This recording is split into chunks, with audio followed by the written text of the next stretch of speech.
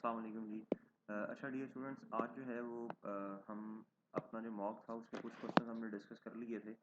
जो remaining questions हैं वो इंशाल्लाह डिस्कस करने की कोशिश करते हैं। अच्छा जी, मैं कोशिश करूँगा कि आप लोगों का बड़ा कम टाइम लिया जाए और क्विकली जो है वो डिस्कशन की जाए, क्योंकि सोल्यूशन आपके पास आ गया होगा। बस उधर से चीज़ें जो है आपने अब लिंक करनी है। अच्छा, ये क्वेश्चन नंबर 3 जो था, ये नजूमी भाई वाला, नजूमी लिमिटेड वाला, ये एक अच्छा क्वेश्चन है।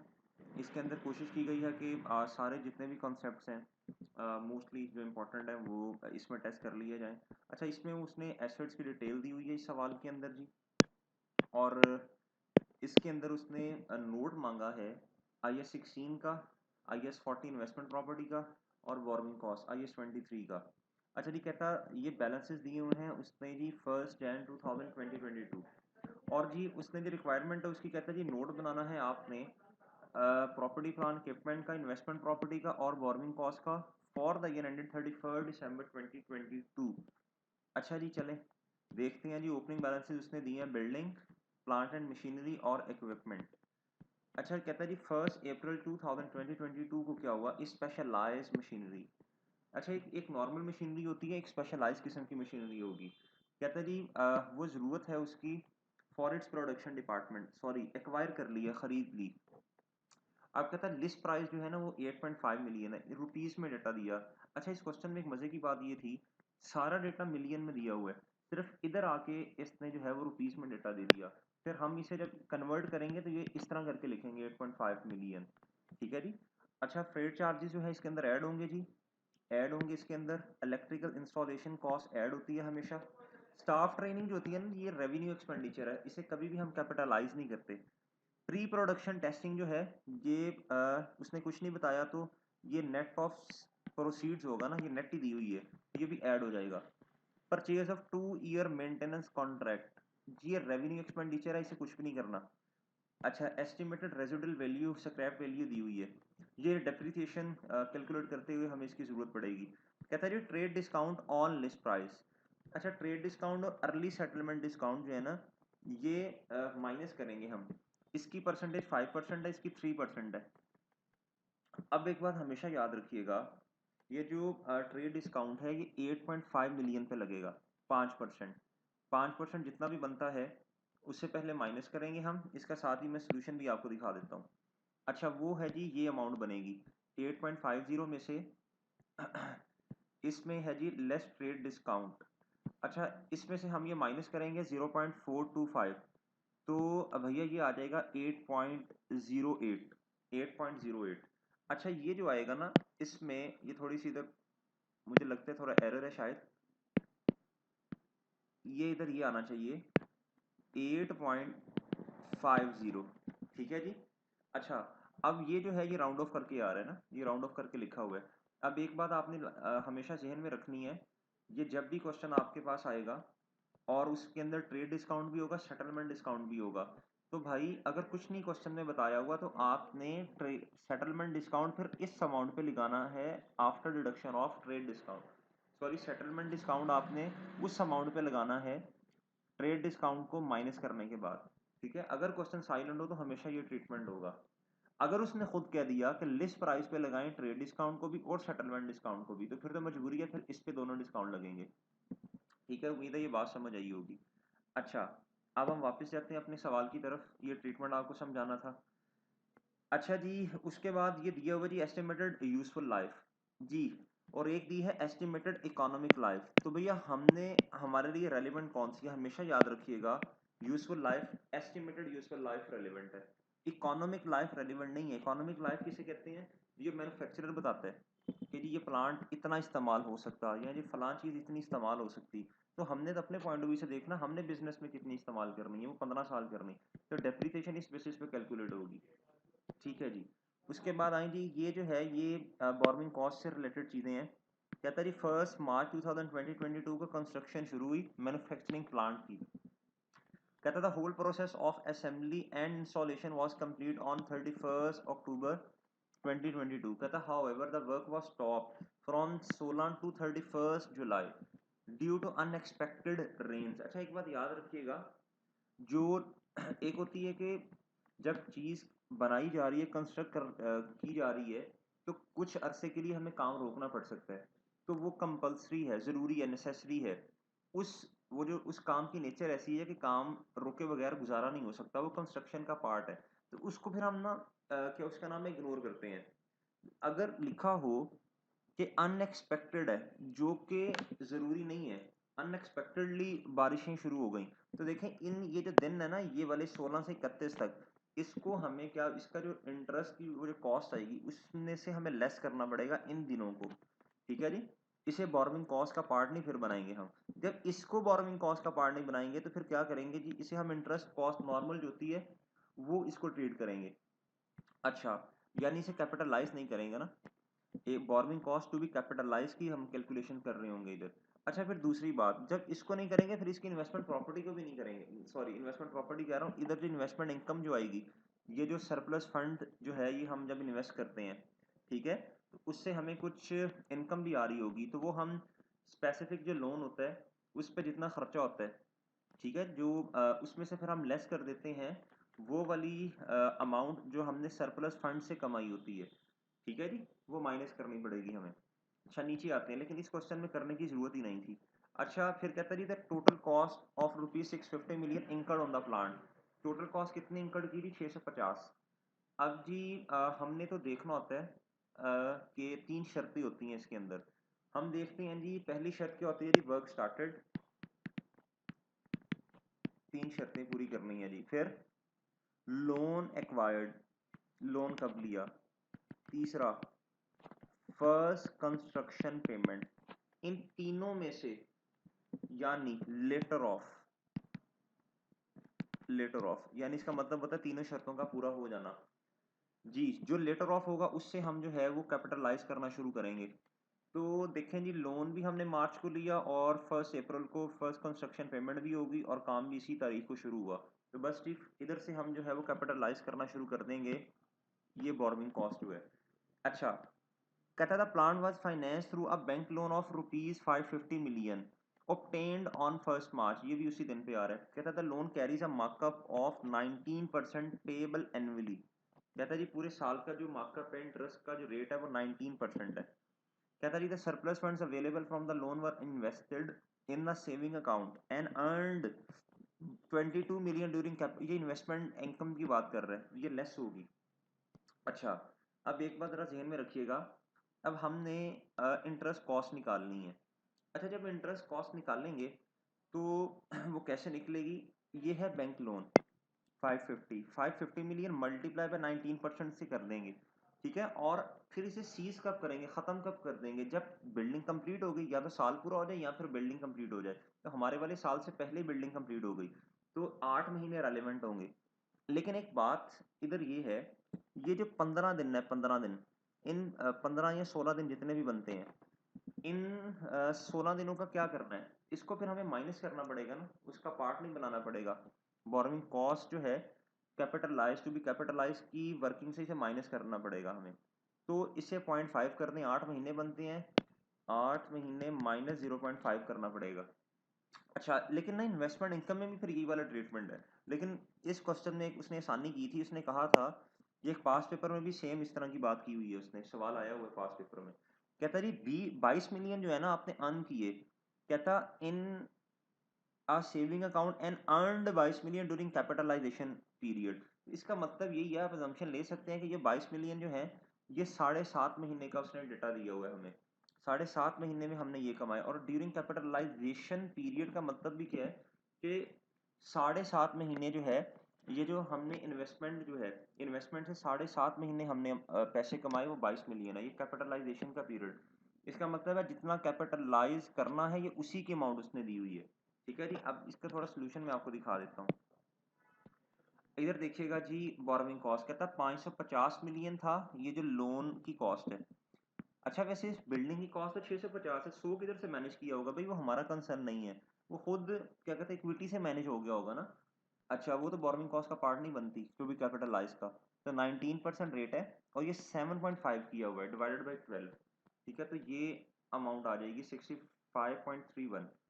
अच्छा जी, उसके बाद भैया जो इन्वेस्टमेंट इनकम है इन्वेस्टमेंट इनकम जो है ये है जी 22 रुपये, एज इट इज माइनस कर देनी है। 650 की कॉस्ट है, ये है जी borrowing cost to be capitalise, minus कर देना है आपने इन्वेस्टमेंट इनकम।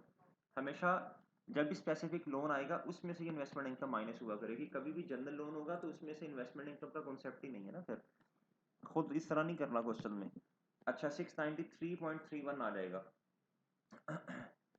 अच्छा तो भाई ये वाला ट्रीटमेंट भी हमें समझ आ गया।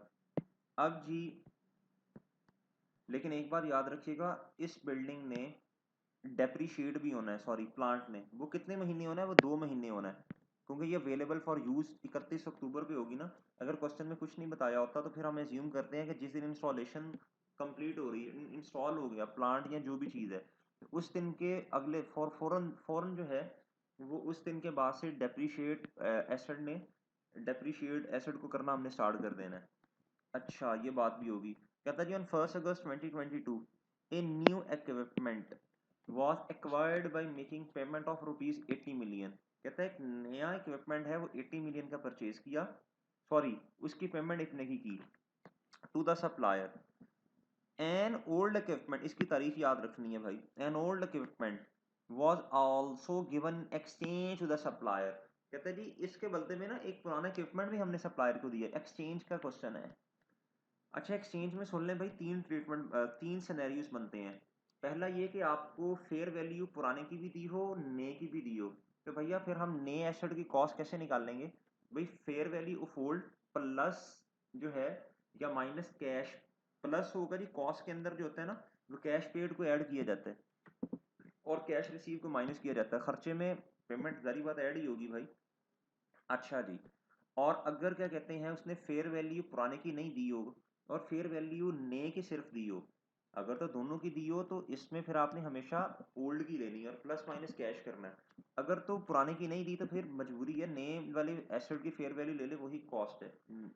अच्छा, और तीसरा सिनेरियो बनता है ना फेयर वैल्यू पहले की दी हो, ना ही फेयर वैल्यू पुराने वाले एसेट की दी हो, ना ही नए वाले की, तो फिर क्या करेंगे इस केस में? फिर बुक वैल्यू पुराने वाले की और प्लस माइनस कैश जो है वो हमें पेड या रिसीव करना पड़ेगा। इस सवाल में देखते हैं जी किस तरह बात लेके जा रहा है। कहता है the fair value of old and new equipment were assessed ₹27 million and ₹96 million respectively. अच्छा तो इसका मतलब है फिर नए वाला जो एसेट है उसकी फिर क्या उसका नाम है कॉस्ट कैसे निकलेगी जी? पुराने वाले एसेट की fair value 27 million plus 80 million जो आपने कैश पे कर दिया, तो ये जी 107 मिलियन बनेगी। अच्छा अब आगे सवाल पूरा पढ़ते हैं कि इंस्टॉलेशन हुई तो वो भी इसमें ऐड होती है। ये भी पास पेपर में ये वाला ट्रीटमेंट आया हुआ है, ये इंपॉर्टेंट था इसलिए हमने मॉक में डाल दिया। कहता था old equipment has been acquired at a cost of, भैया आपने एक्सचेंज के जितने भी सिनेरियोज हैं इनको लाजमी देख के जाना है। कहता था old equipment has been acquired at a cost of 45 million on 1 November 2018। भाई ये बातें हमें क्यों बताई जा रही हैं? भैया हमें जो है वो गेन और लॉस भी तो निकालना पड़ेगा, और चलें इसमें तो खैर नोट बनाना था, गेन और लॉस रेलेवेंट नहीं है। हमें जो है वो इसकी जर्नल एंट्री करनी पड़ेगी ना, नए एसेट को रिकॉर्ड करना पड़ेगा, पुराने को घर वापस बेचना पड़ेगा, उसकी क्यूमुलेटेड डेप्रिसिएशन को भी किताबों से निकालना पड़ेगा। ठीक है, तो वो नोड के अंदर जो है उसका डिस्पोजल को तो दिखाना है ना, इसलिए हमें इसकी ज़रूरत है। ये वाला जो एसेट है इसकी कॉस्ट की ज़रूरत है। उसने तारीख बताई कब खरीदा था, क्यूमुलेटेड डेप्रिसिएशन निकल आएगी। कहता है cost incurred on installing the new equipment, ये कितनी 8 मिलियन, तो भैया इसमें 8 मिलियन ऐड हो जाएगा, तो ये 115 मिलियन नए एसेट की कॉस्ट आ जाएगी। ठीक है, ये वर्किंग सॉल्यूशन के अंदर वर्किंग 3.1 के अंदर ही हुआ है, और इसकी जनरल एंट्री जो पास की है वो जी वर्किंग 3 के अंदर की हुई है। तो उम्मीद है ये एडजस्टमेंट, चले मैं आपको दिखा भी देता हूँ इधर से। ये देखें जी, ये जी एसेट न्यू की जो कॉस्ट है 115 है, ये वर्किंग में दिखा देता हूँ आपको अभी इधर जी। 107 में 8 ऐड कर दिया, 115 आ गया। एक्यूमुलेटेड डेप्रिसिएशन की वर्किंग की गई है, एक्यूमुलेटेड डेप्रिसिएशन की वर्किंग है जी, और इस 37.5 आता है इधर।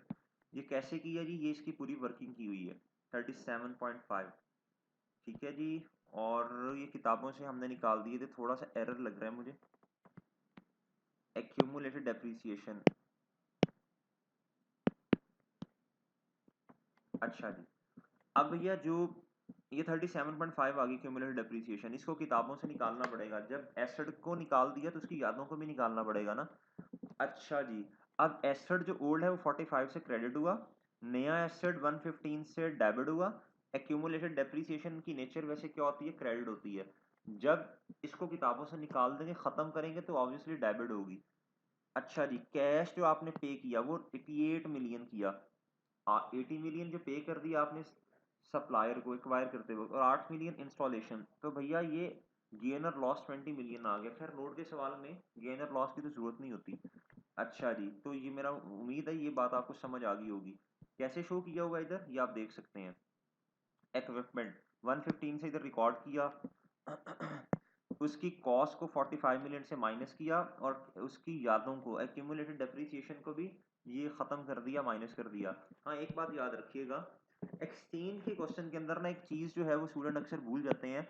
भैया नया एसेट आता है, उसकी डेप्रिसिएशन भी आपने इस पे चार्ज करनी है। नया एसेट कब आया, 1 अगस्त 2022 को आया। अब देखिए 5 महीने इस पे डेप्रिसिएशन भी आएगी, और डिस्पोजल पे भी डेप्रिसिएशन तो आएगी। डिस्पोज कब हुआ, 1 अगस्त को।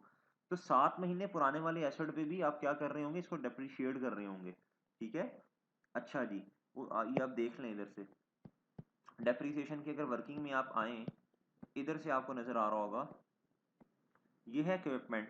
इसमें आपने on opening asset less disposal, ये स्ट्रेट लाइन मेथड है ना, तो 45 उसकी कॉस्ट को माइनस किया। एडिशन आ रही है जी 5 महीने की बेसिस पे, डिस्पोजल 7 महीने की बेसिस पे। ठीक है, ये 20% रेट एंड पे दिया हुआ है क्वेश्चन में। अच्छा जी, अब जी आखिरी ट्रांजेक्शन इस क्वेश्चन की कहता है जी NL has building with remaining useful life of 10 साल। इसकी रिमेनिंग यूजफुल लाइफ जो है वो 10 साल है। कहता है NL uses cost model under IS 16। ठीक है जी, ये इंफॉर्मेशन उसने दी हुई है हमें बिल्डिंग के बारे में। कहता है जी फॉर इट्स प्रॉपर्टीज, कहता on 31 October 2022 building was vacated and management ने डिसाइड किया to use building on rent from now onwards. कहता जी अब ना मैनेजमेंट इसको रेंटल पर्पस के लिए यूज करना चाह रही है। रेंटल पर्पस यानी अब ये चेंज हो गया ना, ये चेंज इन अकाउंटिंग पॉलिसी होती है, मॉडल का चेंज होना। सॉरी, एक स्टैंडर्ड से दूसरे स्टैंडर्ड में जब आप जा रहे हैं, 16 से जब आप जाएंगे जी 40 में, तो ये चेंज इन अकाउंटिंग पॉलिसी है, ना कि चेंज इन अकाउंटिंग एस्टीमेट जी। अच्छा, जब आप इसे IS 40 में भेजेंगे तो आपने इसे नवा नकोर करके बेचना है। आपने इस पर रीवैल्यूएशन करनी है पहले। ठीक है, क्योंकि इधर फेयर वैल्यू इसके निकालेंगे तो इधर लेके जाएंगे ना आप। तो इस हालांकि है कॉस्ट मॉडल, लेकिन मजबूरी क्या है, हमने इसे नवा नकोर करके IS 40 में बेचना है, तो इसकी रीवैल्यूएशन करनी पड़ेगी। तो कहता जी बाकी फिर उसने फेयर वैल्यूज बताई हुई है। उसने कहा इस दिन जो फेयर वैल्यू है वो 195 है। ये हमें क्यों बताई, रीवैल्यूएशन के लिए। हम बुक वैल्यू का कंपैरिजन कर लेंगे इसके साथ, तो जो भी गेन लॉस होगा, रिवैल्यूएशन सरप्लस या डेफिसिट, तो उसको फिर क्या कहते हैं, अगर तो लॉस हुआ तो प्रॉफिट एंड लॉस में जाएगा वो फिर, और क्या कहते हैं अगर गेन है तो फिर रिवैल्यूएशन सरप्लस में हम नोड में हमें दिखाना पड़ेगा इसे। अच्छा जी, लॉस को भी वैसे तो हमें नोट में दिखाना पड़ता है।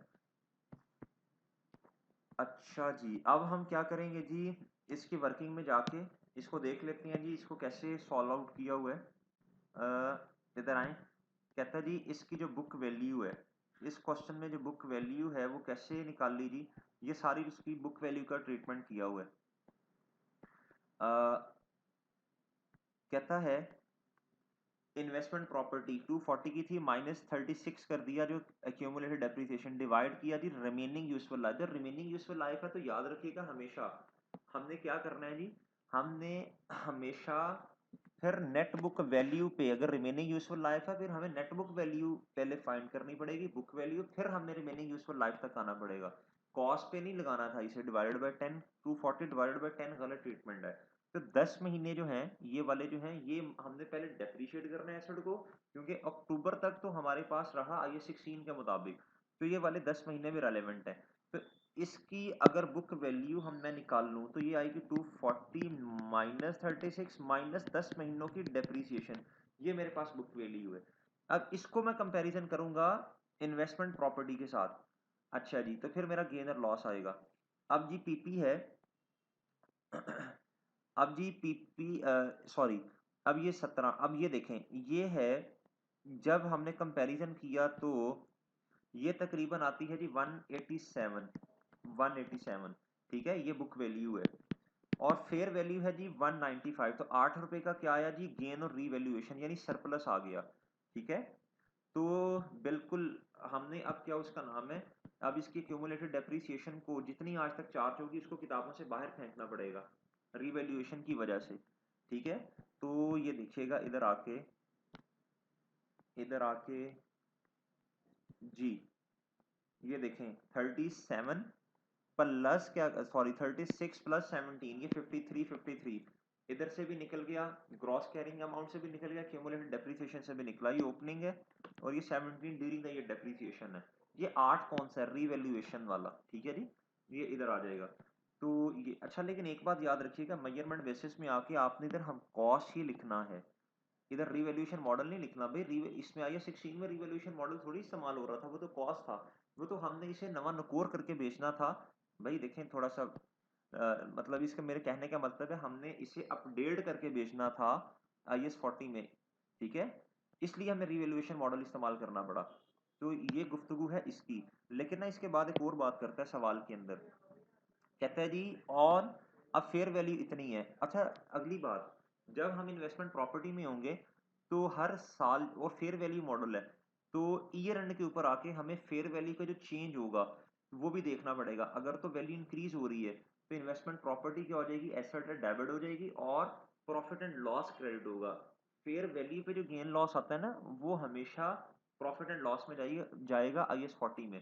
कहता 31 दिसंबर पे वैल्यू जो है प्रॉपर्टी की बढ़ गई है जी, कहता 198 मिलियन हो गई है, तो 3 रुपए से बढ़ी, ठीक है, ये 3 रुपए से बढ़ी। अब ये 3 रुपए प्रॉफिट एंड लॉस में भी जाएंगे और इन्वेस्टमेंट प्रॉपर्टी में भी जाएंगे।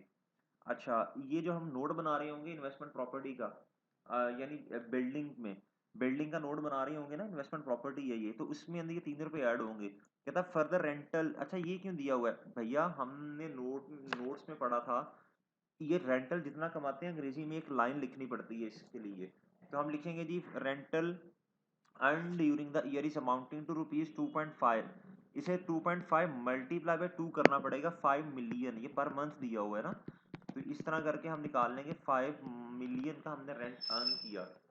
ये डेप्रिसिएशन के रेट्स दिए हुए हैं। अच्छा जी, अब आप इधर आए, अब आप क्या करेंगे, पहले तो क्या उसका नाम है 195 से आप ये हम किताबों से एसेट को निकाल देंगे और इधर भेज देंगे इसे इन्वेस्टमेंट प्रॉपर्टी में। हम कहेंगे जी कि रेफ transferred from property plant equipment, और ये 3 रुपए कौन से हैं जी, ये 3 रुपए हैं जो फेयर वैल्यू का गेन आ गया, और इसका नोट हमने दिया जी fair value are determined by an independent form of valuers, ये लास्ट में लिखना है, और रेंटल अर्न जो है ये 5 मिलियन से ये भी आ रहे होंगे, ये तो फेयर इसका गेन इसका आ गया जी, नोट्स आ गए। अच्छा, इधर जो है ना असल में एक बात याद रखिएगा इधर हमें हेड देयर भी रीवैल्यूएशन वाले नोड आपको कहीं इधर नजर नहीं आएगा, उसकी रीजन है क्यों, उसकी रीजन ये है कि हमने इसे क्या कहते हैं IS 40 में ट्रांसफर करने के लिए हमने इसकी रिवैल्यूएशन निकाल ली, अदरवाइज तो ये कॉस्ट मॉडल था। तो बस इसमें एहतियातन वो नोड तो नहीं आएगा, बड़ी सादा सी बात है, एहतियातन ये वाला नोड आप फिर लिख दीजिएगा एहतियातन, कि इस तारीख को जो रिवैल्यूएशन हुई है। हैड देन भी नो रिवैल्यूएशन मैंने क्यों नहीं किया, कि भाई रिवैल्यूएशन थोड़ी क्या कहते हैं IS 16 में तो नहीं ना हो रही, तो वो तो IS 16 वो वाला नोट रिक्वायर करता है, बस ये एहतियातन लिख दीजिएगा, एहतियातन, ठीक है। और उसके बाद भी IS 23 में ये बताना लाजमी है कि बोरोइंग कॉस्ट जो है उसका नोट डिस्क्लोजर देना भी ज़रूरी है, कि इतनी डिस्क्लोजर कॉस्ट, इतनी क्या कहते हैं बोरोइंग कॉस्ट कैपिटलाइज हमने कर दिया ड्यूरिंग द ईयर, ठीक है जी। 65 ये समथिंग बनती थी 65.31 -22 की है, तो इतना आ गया, ये वर्किंग टू में देख लीजिएगा। अच्छा, जो रीवैल्यूएशन सरप्लस की मूवमेंट है ये हमें बतानी पड़ेगी, ये हमें लाजमी बतानी पड़ेगी, ठीक है। ये ये भी बतानी पड़ेगी, और ये एहतियातन ये भी लिख दीजिएगा, ये तो लास्ट में बतानी पड़ेगी, ये पास पेपर में एक सवाल ऐसा आया भी हुआ है। अच्छा जी, तो ये क्या उसका नाम है, ये सारा क्वेश्चन नंबर 3 था, बाकी तो आसान सी बातें हैं, डेप्रिसिएशन कैसे आनी है। अच्छा, एक मेरा आपसे रिक्वेस्ट है, देखें ये नोट का सवाल की प्रैक्टिस आप लोगों की काफ़ी होती है, आसान होता है बनाना, मसला नहीं होता, ये मुफ्त के नंबर होते हैं, ये 1 नंबर मुफ्त का मिल जाएगा। ये फॉर्मेट बनाने के कुछ नंबर मिलेंगे, ये सादा सादा सी चीज़ें, एक नंबर ओपनिंग लिखने का, ये तो नोट के सवाल में 5-6 नंबर तो हर बच्चा लेके जा सकता है। लेकिन असल में नोट का सवाल की प्रैक्टिस बहुत ज़्यादा की होती है, तो आप लोग ना इस सवाल में बह जाते हैं।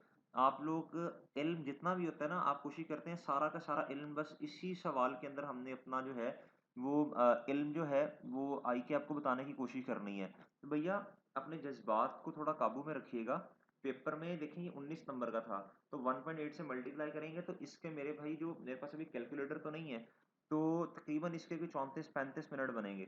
तो भाई थोड़ा आपने इतने ही 34 के मिनट बनेंगे, आपने इतने ही मिनट्स देने हैं, बस 2-3 मिनट इससे ऊपर जा सकते हैं, 1.5 घंटा, सवा घंटा, घंटा नहीं इस पे लगाना। देखें 19 नंबर में से अगर आप इसमें से तकरीबन 35 से 38 मिनट लगा देंगे तो इंशाल्लाह 14 से 15 मार्क्स इजीली सिक्योर कर लेंगे। कोई छोटी मोटी चीज़ें रह जाएंगी, कोई मसला नहीं है, अपने दिल को समझाएं। दिल तो वैसे ही बच्चा है, तो बस उस बच्चे को समझाएं कि भाई मैंने मैक्सिमम मार्क्स इसमें से ले लिए हैं, मैं अब अगर इसमें से 2 घंटे भी मजीद लगा लूँ ना तो 19 में से 19 तो नहीं आएंगे मेरे, और 19 में से मैं 21 भी नहीं ले सकता इसमें, बस मैक्सिमम आगे अगले क्वेश्चन में जाएं, अपना टाइम वेस्ट ना करें। बाकी फिर अगले सवाल के आसान नंबर मारे जाएंगे। तो ये आपसे बस एक छोटा सा मशवरा है। बाकी आप भाइयों ने और जो स्टूडेंट गर्ल्स हैं, आप लोगों ने मर्जी तो खैर अपनी करनी है, लेकिन चलें बहरहाल नसीहत तो करनी होती है आपको। अच्छा जी, अब क्वेश्चन है जी ईपीएस का क्वेश्चन डिस्कस कर लेते हैं जी। क्वेश्चन नंबर अच्छा ये मैं भी ये भी डिस्कस करवाता हूँ, ये वाला क्वेश्चन एनपीओ का जो क्वेश्चन आया था उससे पहले क्वेश्चन नंबर 6 कर लें। आसान क्वेश्चन था बिल्कुल। अच्छा इस क्वेश्चन के अंदर उसने क्या कहा था, उसने कहा था जी एक्सट्रैक्ट्स बनाने हैं आपने, और उसने कहा था जी कि सारे डिस्क्लोजर्स भी देने हैं।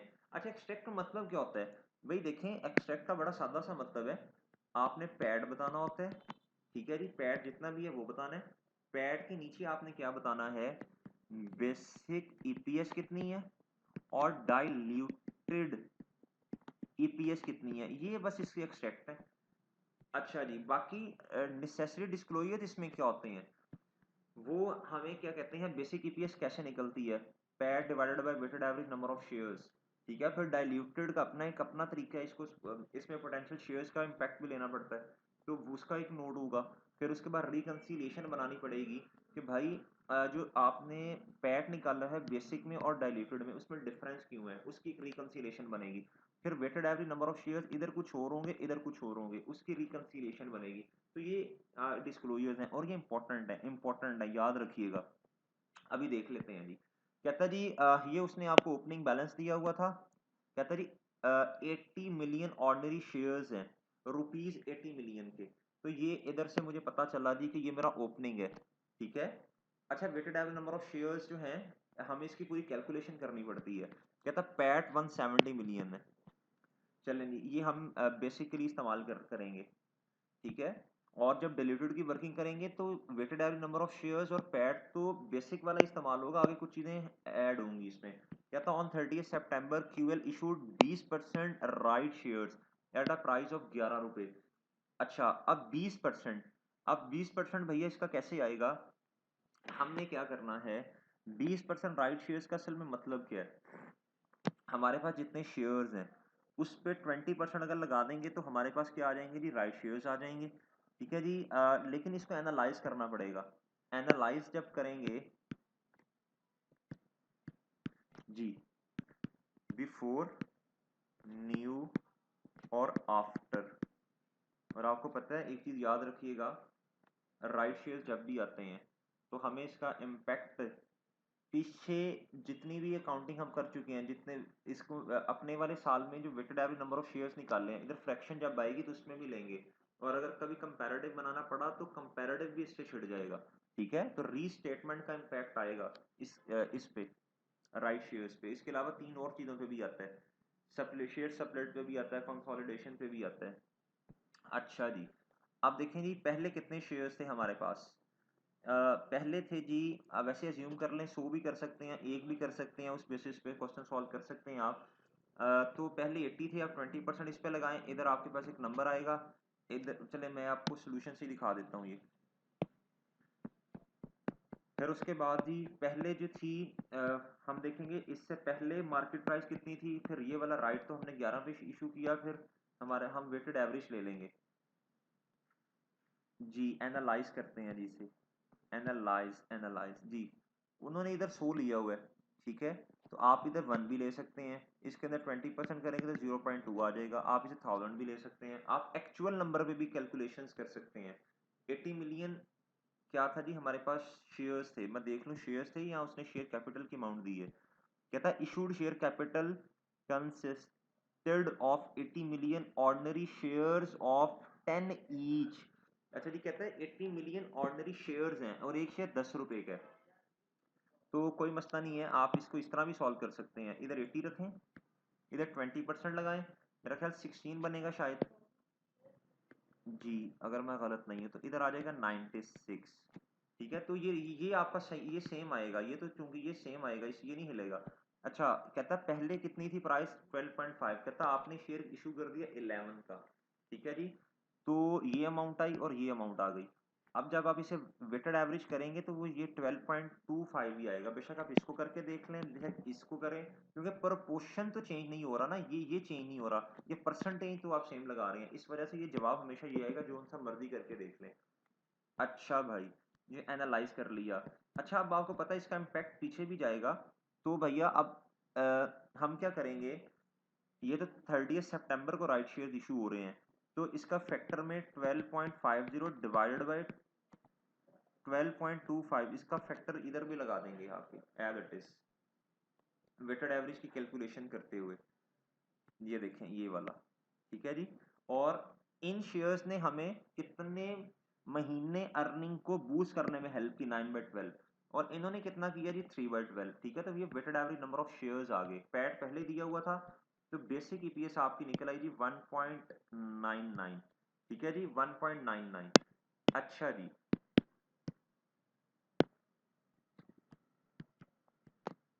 अच्छा अब जो है अब हम अगली ट्रांजैक्शन पढ़ते हैं और डाइल्यूटेड की कैलकुलेशन करने की कोशिश करते हैं जी। डाइल्यूटेड में कौन कौन सी चीजें आती हैं जी, 3 चीजें आती हैं डाइल्यूटेड में, 3 चीजें आ रही होंगी। कहता जी एक तो प्रेफरेंस शेयर्स जो हैं इनके अंदर पोटेंशियल होता है ऑर्डिनरी शेयर्स में कन्वर्ट होने का। एक क्या होता है जी, बॉन्ड या डिवेंचर्स जो होते हैं इनके अंदर होता है potential ordinary share hold, ordinary shares में कन्वर्ट होने का। अच्छा, तीसरा होता है शेयर ऑप्शंस, ठीक है जी, ये 3 चीजें ऐसी होती हैं। अब मैं इनका सेपरेट सेपरेट आपसे डिस्कशन कर लेता हूँ। भाई प्रेफरेंस शेयर्स जो है इस पे हम डिविडेंड दे रहे होंगे, सही है, इंटरेस्ट की शक्ल में। अच्छा जी, क्या अब जो है इसे हम पैड में से माइनस करते हैं ना, अगर तो इररिडीमेबल है तो पैड में से माइनस करेंगे खुद, अगर तो रिडीमेबल है तो पैड में से ऑलरेडी माइनस होके आए होंगे। अच्छा, लेकिन अब बात याद रखिएगा, अब हमें जब भी हमें प्रेफरेंस शेयर्स दिए होंगे तो हम इसका क्या ट्रीटमेंट कर रहे होंगे, हम कहेंगे अगर ये ऑर्डिनरी शेयर होल्डर्स में कन्वर्ट हो गए तो फिर इन पर ये डिविडेंड नहीं होगा ना, तो फिर हम फिर हमारा जब ये नहीं होगा तो फिर हमारा पैड को अर्निंग्स मजीद बढ़ जाएंगी, फिर ये हिस्सा नहीं देना पड़ेगा ना इनको, फिर तो ऑर्डिनरी हम असल में किसकी कैलकुलेशन कर रहे हैं, हम तो ऑर्डिनरी शेयर होल्डर्स जो है जो बेसिक ईपीएस है हम ये निकालना चाह रहे हैं, और उसमें हम पैड जो है वो लेते हैं जी, पैड जो है वो हम पैड माइनस हम कर देते हैं डिविडेंड इररिडीमेबल प्रेफरेंस शेयर्स, ठीक है जी, इनको अगर कोई डिविडेंड दिया divided by weighted average number of ordinary shares, ठीक है, ऑर्डिनरी शेयर्स का डेटा हमने लेना है ना। अच्छा जी, तो भाई फिर उसके लिए हमें क्या करना पड़ेगा, इसको ऐड बैक करना पड़ेगा पैड में, पैड को बढ़ाना पड़ेगा, और उसके बाद जारी बात है जितने शेयर्स में कन्वर्ट होना है इन्होंने उनको भी बढ़ाना पड़ेगा, इसे न्यूमिनेटर डिनोमिनेटर कहते हैं। अच्छा, फिर उसके बाद इसका इम्पैक्ट क्या होगा बॉन्ड का, बॉन्ड की वजह से हम जो इंटरेस्ट दे रहे थे वो अब नहीं देना पड़ेगा अगर ये ऑर्डिनरी शेयर्स में कन्वर्ट हो जाते हैं। एक बात याद रखनी है, ये हमेशा पैड पे इनका इम्पैक्ट नेट ऑफ टैक्स आएगा, हमेशा याद रखना है आपने, जितना टैक्स की परसेंटेज होगी वो नेट ऑफ टैक्स आएगा इसका इम्पैक्ट, और जारी बात है इसने भी weighted average number of shares को बढ़ाना है। शेयर ऑप्शंस में एक बात याद रखनी है, इसने पैट पैट नहीं हिलेगा इस वजह से, weighted average number of shares भाई हिल जाएंगे इस वजह से, ठीक है, लेकिन लेकिन रेलिवेंट होंगे फ्री वाले शेयर्स, फ्री वाले शेयर्स, ठीक है। मिसाल के तौर पे मार्केट में शेयर की जो प्राइस है वो 12 रुपए है, आपने क्या कहते हैं जो ऑप्शन दिया है इनको कन्वर्ट कर लें आप आपने ऑप्शन दिया ना, वो कन्वर्ट करेंगे, एक्सरसाइज करेंगे अपना जो है ऑप्शन, वो जी 10 रुपये पे करेंगे। तो भाई 2 रुपये जो है ना, ये है ये क्या कहते हैं, इसका मतलब है ये फ्री, ये फ्री वाले शेयर्स हैं। ये 2 रुपया जो है, ये हमने डिफरेंशियल निकाला ना। अच्छा, इसको मैं इसी तरह ही कहता होता हूँ भाई, यानी जितने शेयर इशू करने हैं, 10 रुपये पर शेयर वो अमाउंट पे करेंगे, 2 रुपये वो पे नहीं करेंगे, ये मुफ्ता है, मुफ्ता। ठीक है जी। अब मिसाल के तौर पे अगर 2000 शेयर्स, मैं मिसाल दे रहा हूँ, ये कन्वर्ट होने हैं, 2000 ऑप्शंस कन्वर्ट होने हैं शेयर्स में। तो भाई देखिएगा, 12 रुपये असल में बनते हैं। ठीक है, इसमें से मुफ्ता कितना है, 2 रुपये। तो ये जो शेयर्स हैं ये मुफ्ते वाले, ये रेलेवेंट होंगे, हमेशा याद रखिएगा। ये वेटेड एवरेज बेसिक की जो कैलकुलेशन होगी, इसमें जो वेटेड एवरेज आएंगे उसमें ये ऐड हो जाएगा। अब पढ़ते जाते हैं और ट्रीटमेंट देखते जाते हैं। ये तो हमने डिस्कस कर लिया। कहता जी कहता जी there are 25,000 share options in existence, 25,000 है। कहता each option allowed holder to acquire 120, कहता एक जो ऑप्शन है ना उसके कहता एक ऑप्शन जो है 120 शेयर्स में कन्वर्ट होगा। कहता जी at strike price, exercise price को कहते हैं 10 रुपये। कहता तो ऑप्शन ये आगे सारी बातें वही बताई हैं। कहता जी एक्सपायर हो जाएंगे 30 जून 2013 को। भाई तो हमारा अभी तो 2-2.5 साल पड़े हैं। द एवरेज मार्केट प्राइस है जी 12 रुपये। तो भाई इसमें मुफ्ता कितना, 2 रुपये का मुफ्ता है। ठीक है, तो इधर देखिएगा हमें मिलियन में क्वेश्चन को सॉल्व करना है। ये 25,000 शेयर्स हैं और 121 शेयर जो है, एक ऑप्शन, इतने ऑप्शंस हैं और एक ऑप्शन के बदले में इतने शेयर्स मिलेंगे। तो भाई इसे ना मिलियन में कन्वर्ट कर लें आप, इस तरह कर लें बेशक, 25,000 मल्टीप्लाई बाय 120। ठीक है, फिर मिलियन से डिवाइड कर दीजिएगा जो भी जवाब आएगा इसका। ठीक है, ये इधर से आपको मैं दिखा भी देता हूँ। अच्छा जी, अब आप आए जी इधर। कहता है ये कैलकुलेशन की हुई है, ये कैलकुलेशन इधर हुई होगी।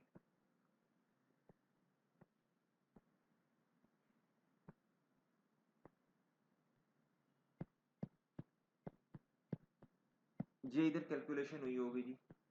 कहता जी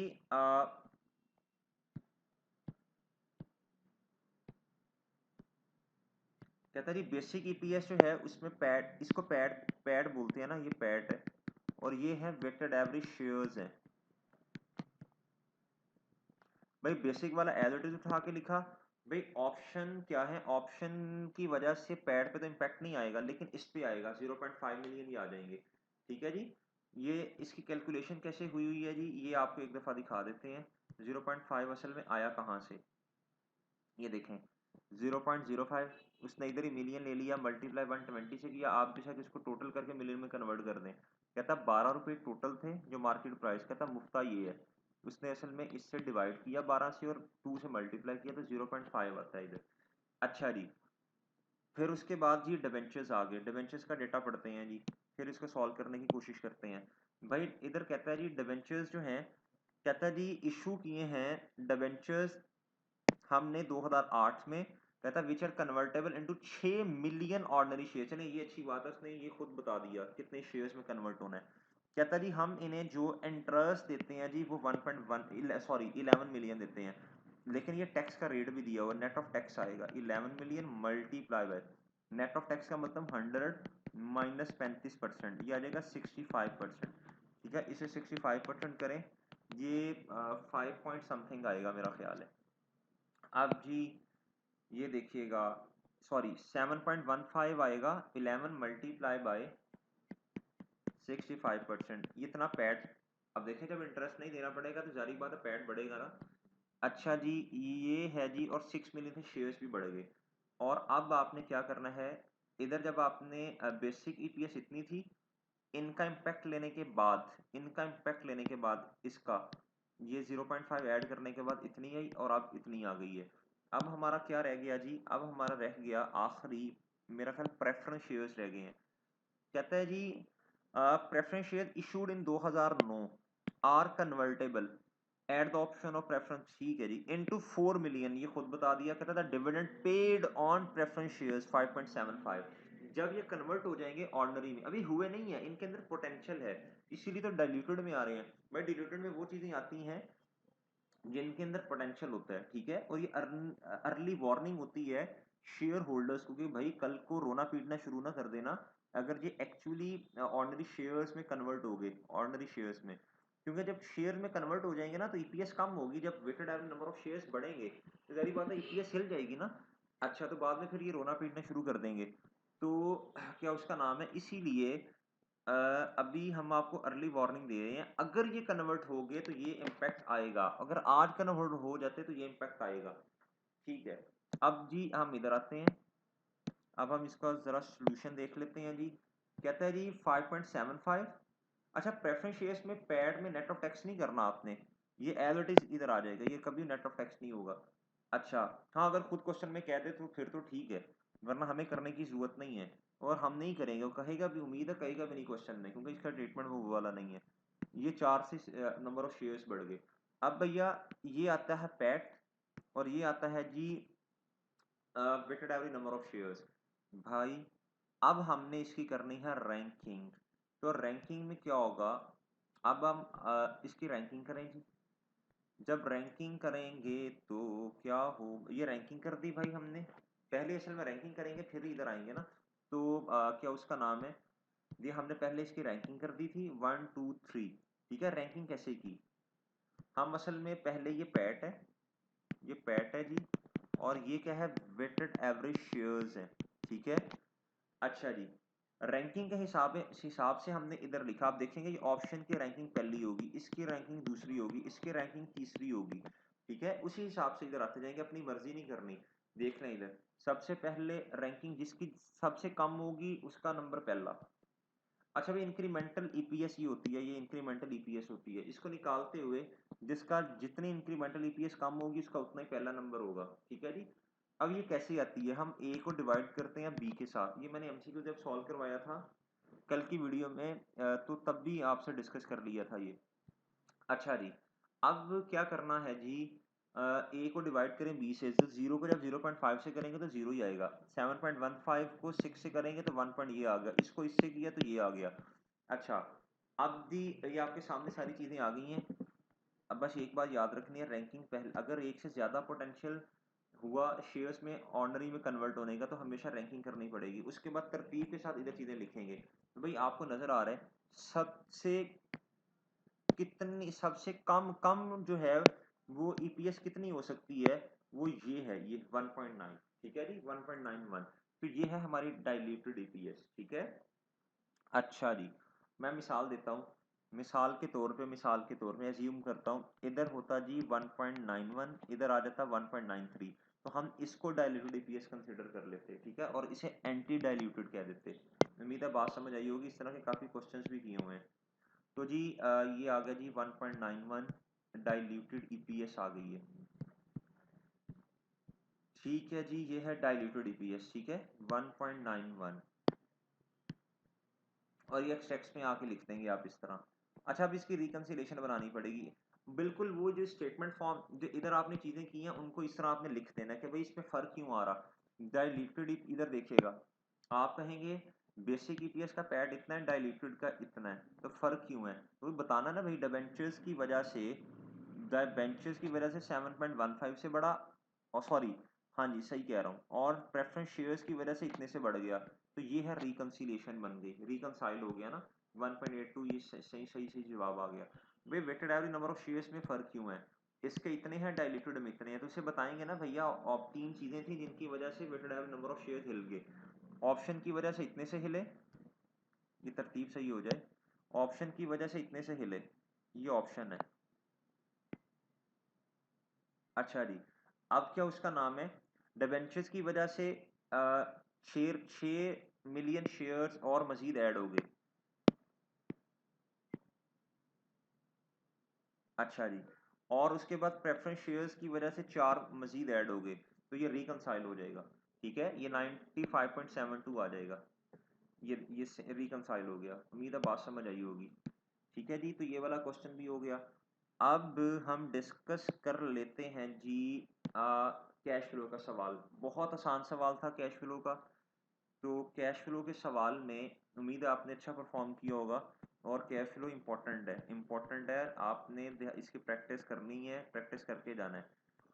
अच्छा, अब सवाल पूछते हैं बच्चे, सर डायरेक्ट मेथड पूछेगा या इनडायरेक्ट? तो भाई देखें, पेपर तो हमने तो नहीं बनाया भाई, कुछ भी पूछ सकता है, और नजूमी भी नहीं है हम, तो बस ये है कि दोनों प्रैक्टिस करके जाने हैं आपने। अच्छा जी, ये फॉर्मेट दिया हुआ है उसने, इसका मतलब है हमसे ये फॉर्मेट दिया हुआ है, तो शायद हमसे वो इनडायरेक्ट मेथड से क्वेश्चन शुरू करवाना चाह रहा है, क्योंकि देखे ना उसने पैट दिया हुआ है, और हम जो है सॉरी हम पीबीटी से अपना क्वेश्चन शुरू करते हैं, और पीबीटी क्वेश्चन के अंदर मौजूद है पीबीटी। ये है जी पीबीटी, ये पीबीटी है जी, ये 2400, ये पीबीटी आ गया मेरे पास। ठीक है, इधर से हम क्वेश्चन को शुरू कर देंगे। ठीक है जी, 2400 से। अच्छा, और एक सवाल, अगर उसने आपको क्वेश्चन दिया और ना बताया और डायरेक्ट से शुरू करना इनडायरेक्ट से, तो भाई इसकी निशानी ये होगी, अगर उसने पीबीटी नहीं दिया फिर मजबूरी है मुझे डायरेक्ट मेथड से क्वेश्चन को शुरू करना पड़ेगा। अच्छा जी, अब उसने सारी बातें की, याद रखिएगा कैश फ्लो के सवाल में ना तीन ही चीजें हैं, या तो तीन चीजें होती हैं, या तो हमें चीजों या तो हमें लेजर बनाने पड़ते हैं, जो भी मुझे इसने चीजें एसेट्स कैपिटल लायबिलिटीज में दी होंगी, या तो हमें क्या कहते हैं लेजर, उनका लेजर बनाना पड़ेगा, या फिर मुझे उन्हें वर्किंग कैपिटल में लिखना पड़ेगा। इस तीन से चौथी कोई चीज नहीं है, या फिर मुझे कैश एंड कैश इक्विवेलेंट में उसे लिखना पड़ेगा। ठीक है जी। अच्छा जी, अब पीपी है जी, तो पीपी का जी लेजर बनेगा, इन्वेस्टमेंट प्रॉपर्टी का लेजर बनेगा, इन्वेंटरी वर्किंग कैपिटल में आ जाएगी, trade receivables working capital, bank बिश ये आ जाएगा कैश एंड कैश इक्विवेलेंट में जी। शेयर कैपिटल इन दोनों का लेजर बनेगा, सरप्लस लेजर बनेगा, रिटेन अर्निंग का लेजर बनेगा, लोन का लेजर बनेगा, गवर्नमेंट ग्रांट इसका लेजर। अच्छा, गवर्नमेंट ग्रांट दो जगह आ रही है, इधर भी आ रही इधर भी आ रही, और ये क्लोजिंग है, ओपनिंग कुछ नहीं है, इसका मतलब है इसका यही चीज एक आपको समझानी थी मैंने, गवर्नमेंट ग्रांट। सर ये लाइबिलिटी है, इसका मतलब डेफर्ड इनकम है। तो इधर देखें ओपनिंग में तो कुछ भी नहीं है, ये सीडी है, सीडी में क्लोजिंग में 1000, करंट और नॉन करंट को मैंने दोनों को प्लस कर दिया। ठीक है जी, 800 प्लस 200, तो प्रॉफिट एंड लॉस में भी इसने 100 रुपीज दिए हुए हैं। ये देखिएगा, कहता जी प्रॉफिट एंड लॉस में 100 रुपीज आ रहे हैं गवर्नमेंट ग्रांट के, ये रे, इसका मतलब है ये प्रॉफिट एंड लॉस में आने का मतलब क्या है, तो हमने एंट्री की होगी ना डेफर्ड इनकम डेबिट सोर्स से, और इनकम गवर्नमेंट ग्रांट सोर्स से क्रेडिट। ठीक है, तो इसका मतलब क्या हुआ, इसका मतलब ये हुआ, असल में जो ग्रांट थी वो 1100 रुपए की थी, असल में जो ग्रांट थी वो 1100 रुपए की थी, जिसे 100 रुपया हम किधर ले गए हैं, 100 रुपीज हम इनकम में ले गए हैं, पीछे क्लोजिंग इतना बचता है। तो अगर मैं इधर लिख दूं प्रॉफिट एंड लॉस क्या हुआ होगा इनकम की वजह से क्रेडिट, और इधर क्या हो जाएगा, इधर देखिएगा ये डेफर्ड इनकम है। ठीक है, अब इधर देखें डेफर्ड इनकम को हमने कर दिया, इधर एंट्री की डेफर्ड इनकम डेबिट और इनकम क्रेडिट। ठीक है, तो क्या उसका नाम है, असल में फिर इसका मतलब है 1100 रुपए की होगी ना, 1100 रुपया क्या होगा, इतने की हमें क्या आई होगी, ग्रांट आई होगी। ठीक है, कैश कितना मिला होगा असल में हमें, ये 1100 मिला होगा। ठीक है, डेफर्ड इनकम इधर आई होगी जी 100 से। ठीक है, ये डेफर्ड इनकम का ही काउंट बन रहा है ना, डेफर्ड इनकम 100 से डेबिट होगी और इनकम क्रेडिट हुई होगी, तो ये इनकम का काउंट नहीं है, डेफर्ड इनकम का काउंट है ये। उम्मीद है बात समझते हैं। और ये कैश में ये किधर जाएगा, ये किधर जाएगा, ये किधर जाएगा, ये बैलेंसिंग है, ये बैलेंसिंग है, ये कैश रिसीव, ये ऑपरेटिंग एक्टिविटी में तो जा नहीं सकता ना। अच्छा जी, अब ये फाइनेंस इन्वेस्टिंग में ही जा रहा होगा, देखते हैं जी क्वेश्चन में किधर लेके गए हैं इसे।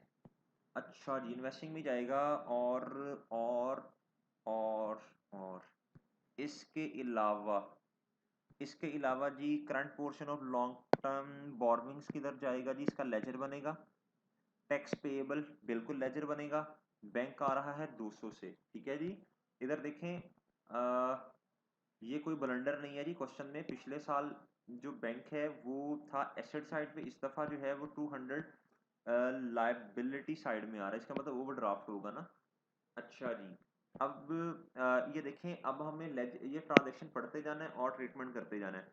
1 जुलाई को उसने खुद बता दिया न्यू इन्वेस्टमेंट प्रॉपर्टी 1.4 मिलियन की है, कहता जी इसे ट्रांसफर कर दिया है आपने न्यू इन्वेस्टमेंट प्रॉपर्टी कहता हूँ दिस, सॉरी एक्वायर की है 1.4 की, यानी इन्वेस्टमेंट प्रॉपर्टी आपने इन्वेस्टमेंट एक्टिविटीज में जाके 1.4 नेगेटिव से लिख देना है 1.4 मिलियन से। कहता हूँ this state it also transfer one of its investment property to PP, ये ट्रांसफर कर दिया हमने पीपी के अंदर एट इट्स फेयर वैल्यू। जब आप लेजर बना रहे होंगे तो इन्वेस्टमेंट प्रॉपर्टी को क्रेडिट कर देंगे और पीपी में जाके डेबिट कर देंगे, ठीक है, 1.6 मिलियन फेयर वैल्यू से। अच्छा जी, इसमें तो आसान सी बातें। कहता K S L also has a policy of revaluing its other properties, तो सरप्लस का आपने लेजर बनाया होगा। कहता अदर कंप्रिहेंसिव इनकम में ये रीवैल्यूएशन जो है ये आपको नजर आ रहा है, ठीक है जी, इन्वेस्टमेंट प्रॉपर्टी प्लान इक्विपमेंट का। तो इधर सरप्लस इधर देख लें कितने से आ रहा है, ये जो इसका मतलब है ये जो आपको नजर आ रहा है 1300, ठीक है जी, असल में 1000 में क्वेश्चन है।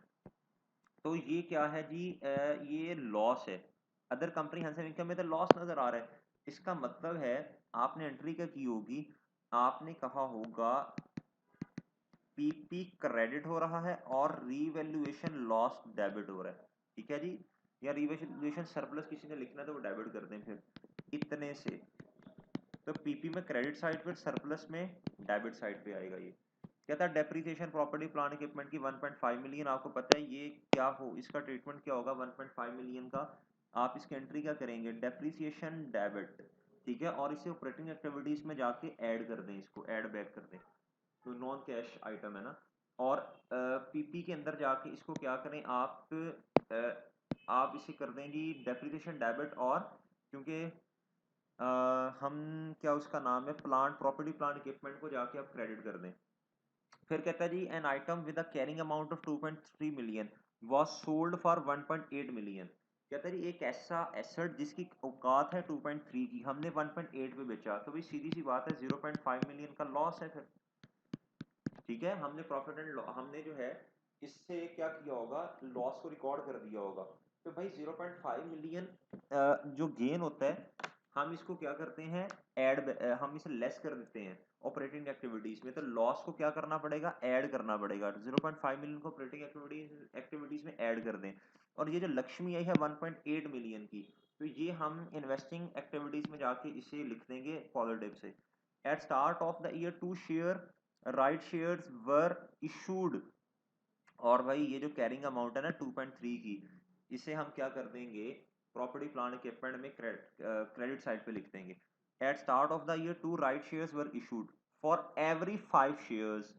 कहता है जी राइट इशू कर दिया, कहता है जिसके पास 5 शेयर्स पड़े हैं उसे 2 शेयर्स दे दिए ऑन 1 अप्रैल 2020।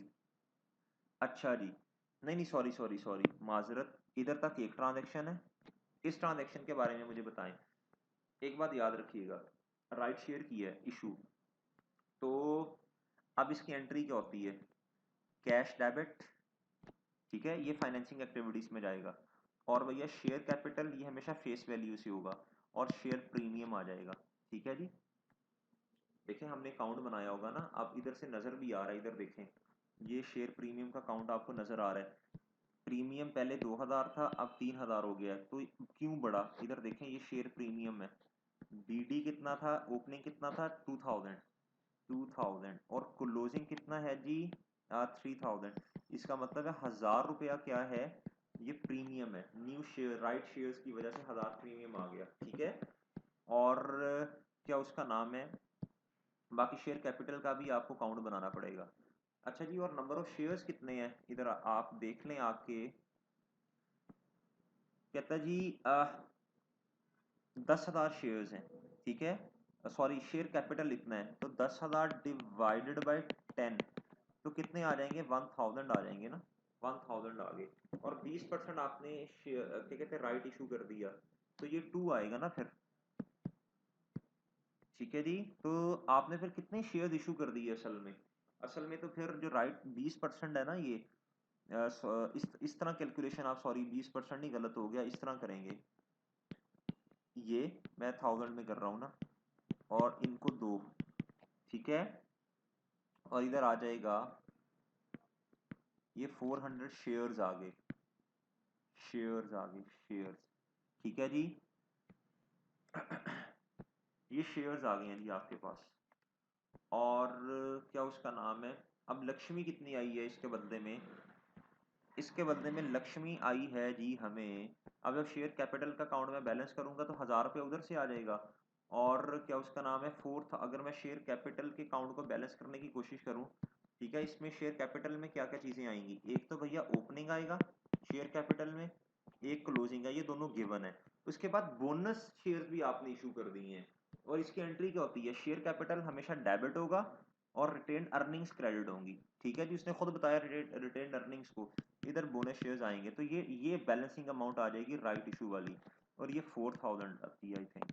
ठीक है, और 4000 ये वाला, और 1000 जो है ये शेयर प्रीमियम वाला, तो ये 5000 रुपया जो है ये आप इसे पीछे इकट्ठा लिखते हैं, ये चला जाएगा फाइनेंसिंग एक्टिविटी में पॉजिटिव अमाउंट के साथ।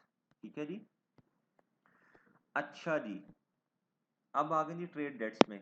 अच्छा एक बात याद रखिएगा, इनडायरेक्ट मेथड में ये रिटर्न ऑफ जो हो गया, उसके बाद ये अलाउंस फॉर डाउटफुल डेट हो गया, आप इसे इग्नोर करेंगे। ठीक है, ये इनडायरेक्ट मेथड में ऑलरेडी इसका इम्पैक्ट जो है हमने ले लिया होता है, ये रिटर्न ऑफ को हमने इसका क्या उसका नाम है प्रॉफिट एंड लॉस में पहले फेंक दिया होता है, और फिर ये जो क्या उसका नाम है, ये जो हम जब डेटर का अकाउंट बना रहे होते हैं, ओपनिंग क्लोजिंग जितने पैसे आए वो ऑटोमेटिक क्या उसका नाम है, जितने डेटर मजीद आए, जितनी सेल हुई उधार पे, उसका इम्पैक्ट हमने डेटर के अकाउंट में ले लिया होता है जब चीज़ों को फाइनल कर रहे होते हैं। तो बस सादा अल्फाज में हम अगर इनडायरेक्ट मेथड को इस्तेमाल कर रहे होंगे तो हम जो है मेरे भाई हमेशा रिटर्न ऑफ को, ये प्रोविजन फॉर डाउटफुल डेट जो है ओपनिंग क्लोजिंग, इसको इग्नोर कर देंगे, हमने ऑलरेडी इसका इम्पैक्ट ले ली है। और वर्किंग कैपिटल में जस्ट इसकी चेंज आनी है जो उसने इधर दी होगी, ये एसेट्स में दी होगी। ठीक है, नेट ऑफ अलाउंस, हमें नेट ही चाहिए, हमें नेट ही चाहिए। ठीक है, हमें नेट ही चाहिए होगा, और भी नेट ही दिया हुआ है उसने, तो हम इसको इग्नोर कर देंगे। ठीक है जी, इसको इग्नोर करेंगे। अगर उसने नेट दिया हुआ है तो बहुत अच्छी बात है, हमें भी तो नेट ही चाहिए ना, हमें कुछ करने की जरूरत नहीं है, ये इजाफी इंफॉर्मेशन दी है उसने। हाँ, डायरेक्ट के अंदर इसका ट्रीटमेंट करते हैं और आपको समझाया हुआ है कैसे करते हैं। इसको बिल्कुल उसी तरह भाई आपने इस ट्रांजैक्शन को इग्नोर करना है जिस तरह हम उन रिश्तेदारों को इग्नोर करते हैं जो ईद वाले दिन सारे ख़ानदान के सामने बैठ के पढ़ाई का टॉपिक छेड़ के बाकायदा हमारी बिस्ती का आगाज़ करते हैं। तो बिल्कुल उस तरह उन रिश्तेदारों की तरह इस ट्रांजैक्शन को भी इग्नोर कर दें। 6 नंबर पे आए, कहता है trade and other payable include, कहता है इसके अंदर शामिल है फाइनेंशियल चार्जेस। भैया इधर से माइनस करें आप, इन फाइनेंशियल चार्जेस को माइनस करें आप। क्लोजिंग 100 है और ओपनिंग है 50। ठीक है, इसको माइनस कर दें ट्रेड एंड अदर पेएबल जो इधर नजर आ रहे हैं, क्यों, इसका भी सेपरेट लेजर बनेगा। ठीक है, और ये जो है ये कभी भी आपकी ऑपरेटिंग एक्टिविटीज जो है ये क्या कहते हैं उसका पार्ट नहीं है ना ये। अच्छा, और हमने तो वर्किंग कैपिटल में वैसी नेट अमाउंट लेके जानी है, तो इसलिए ये माइनस कर देंगे, और नीचे आके आप क्या करेंगे, जो पेड है उसको क्या कहते हैं ऑपरेटिंग एक्टिविटीज के एंड पे आके कैश फ्लो फ्रॉम ऑपरेशंस में से आके लेस कर देंगे, इसे इसे भी, टैक्स को भी, डिविडेंड को भी। गवर्नमेंट ग्रांट कहता है जो रिसीव हुई है आपको 2020 से लेके 2025 तक, और ये देखें इधर से भी पता चल रहा है, कहता है to cover the expense during 2020, यानी हमारे वाले साल में रिसीव हुई ना, and will be recognise as income to match the expenses over the period. अब देखें एक दफ़ा जितनी भी रिसीव हुई आपने कैश में रिकॉर्ड कर ली, अब ये जो हमने क्या किया होगा, 100 रुपीज़ प्रॉफिट एंड लॉस में इनकम में रिकॉर्ड किए होंगे, ये नॉन कैश वाली इनकम है, और सादा अल्फाज में ये जो है ये ऑपरेशन से अलावा वाली इनकम है। जिस तरह इन्वेस्टमेंट इंटरेस्ट इनकम होती है, ये ऑपरेशन से अलावा वाली इनकम होती है। ठीक है, तो इसलिए इसे हम ऐड बैक कर देंगे। अच्छा जी, अब मैं जाता हूँ जी सोल्यूशन पे। अब सोल्यूशन में जाके देखते हैं जी कि किस तरह इस क्वेश्चन को सॉल्व करने की कोशिश की गई है। इधर आए जी, ये आ गया जी पीबीटी। पीबीटी आया, इसके अंदर फाइनेंस कॉस्ट आपको पता है ऐड करते हैं जी हमेशा, फाइनेंस कॉस्ट, डेप्रिसिएशन आ गई, इन्वेस्टमेंट इनकम आपने ऐड की होगी, आप इसे लेस कर देंगे इधर से। ठीक है, क्योंकि ये नॉन कैश है, एक तो इस तरह समझ लें, और दूसरा ये ऑपरेशंस का पार्ट भी नहीं होते। और लॉस अगर कोई आपको आ गया तो इसे ऐड करना पड़ेगा, समझाया है आपको। फेयर वैल्यू का गेन आपने जब लेजर बनाया होगा 700 का आ रहा है उसमें, तो ये आपको क्या इधर करना पड़ जाएगा जी, ऐड करना पड़ेगा। ये फेयर वैल्यू का जो चेंज आया है, ये प्रॉफिट एंड लॉस में आपने इसे रिकॉर्ड किया होगा ना, ये नॉन कैश है। रेंट ऑफ इन्वेस्टमेंट प्रॉपर्टी, ये रेंट ऑफ इन्वेस्टमेंट प्रॉपर्टी को मैंने लेस क्यों किया हमने इधर से, उसकी वजह है ये इन्वेस्टमेंट क्या उसका नाम है, ये इनकम है। ठीक है। और क्या ये इन्वेस्टिंग सॉरी, ये क्या कहते हैं, ऑपरेटिंग एक्टिविटीज का पार्ट नहीं होती ना। अच्छा, इसे इन्वेस्टिंग में लेके जाना पड़ेगा, जो कैश रिसीव हुआ होगा। ये वर्किंग कैपिटल की चेंजेस आ गई। अच्छा जी, ये तो आसान है। अच्छा, एक बात याद रखिएगा, अगर तो एसेट जो है, सादा बात, अगर इन्वेंट्री, डेटर्स और इसके बाद प्रीपेड एक्सपेंसेस अगर तो ये बढ़ रहे हुए, तो कैश पॉइंट ऑफ व्यू से ये खतरनाक बात है। ठीक है, इसे आप नेगेटिव से लिखेंगे। अगर ये कम हो रहे हुए तो ये कैश पॉइंट ऑफ व्यू से अच्छी बात है, पॉजिटिव से लिखेंगे। डिक्रीज है जी पॉजिटिव, डिक्रीज है जी पॉजिटिव। आप ना ये जो इधर करते हैं 100 -300, ये करना, इसमें कंफ्यूज हो जाएंगे। कभी कभी डायरेक्ट लिख दिया करें बस।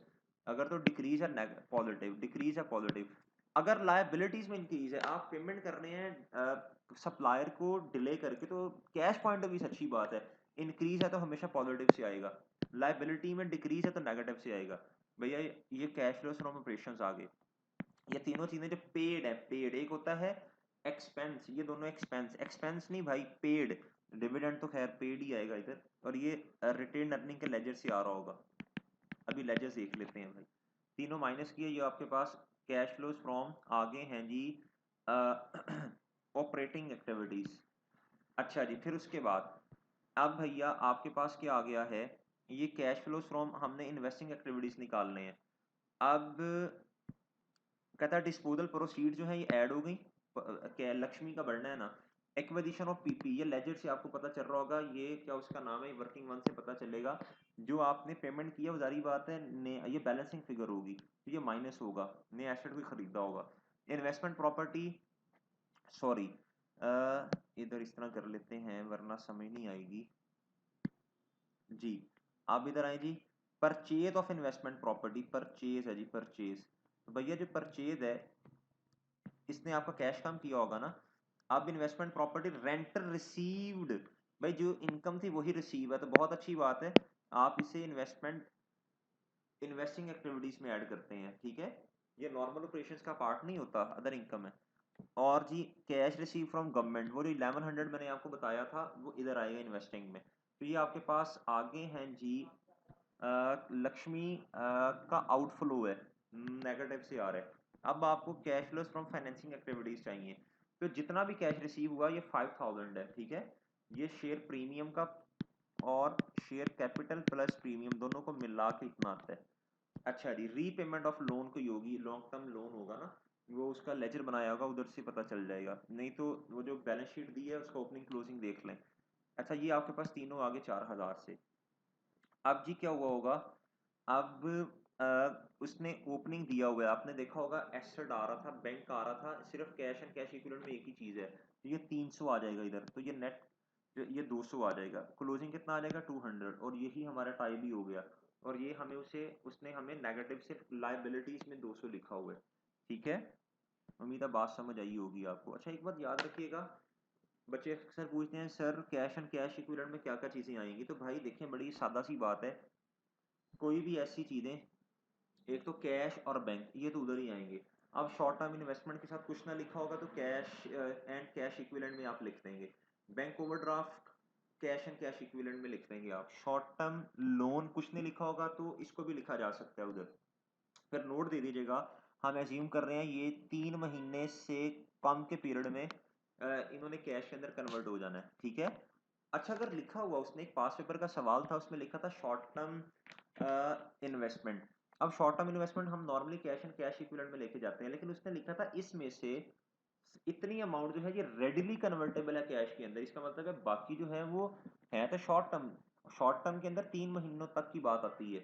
इसका मतलब है जो बाकी है वो रेडिली कन्वर्टेबल नहीं है फिर, ठीक है। तो फिर हमने मिसाल के तौर पे 100 रुपया है शॉर्ट टर्म इन्वेस्टमेंट, इसमें से कहता है जी रेडिली कन्वर्टेबल है 25 रुपए, तो भाई 75 का लेजर बनेगा, और ये 25 रुपए आप किधर ले जाएंगे, शॉर्ट टर्म इन्वेस्टमेंट्स के अंदर, कैश एंड कैश इक्विवेलेंट के अंदर ले जाएंगे, ठीक है जी। उम्मीद है बात समझ आई होगी आपको।